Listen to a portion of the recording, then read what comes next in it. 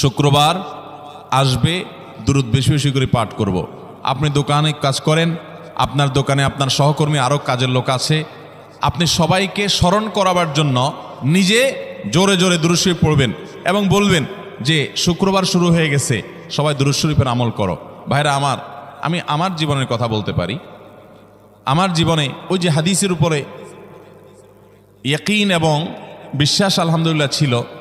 আমার জীবনে আমি অনেকবার দেখেছি এরকম জটিল পরিস্থিতি হয়েছে যে দেয়ালে পিঠ থেকে গেছে, নড়ার জায়গা নাই, আর কোনো আপাত দৃষ্টি থেকে এই বিপদ থেকে উদ্ধারের কোনো পথ নাই। দুরুদ, ইস্তেগফার, দোয়া ইউনুস, এই তিন আমল পাশাপাশি ইয়াজাল জালাল ওয়াল ইকরাম, এই চারটা জিনিসকে এমনভাবে ধরছে, বিশেষ করে দুরুদ, স্পেশালি সারাক্ষণ দুরুদ। আল্লাহ রাব্বুল আলামিন এমনভাবে সহযোগিতা করেছেন, এমনভাবে উদ্ধার করেছেন যে কল্পনা করলে অবাক লাগে এখন যে এটা কিভাবে সম্ভব।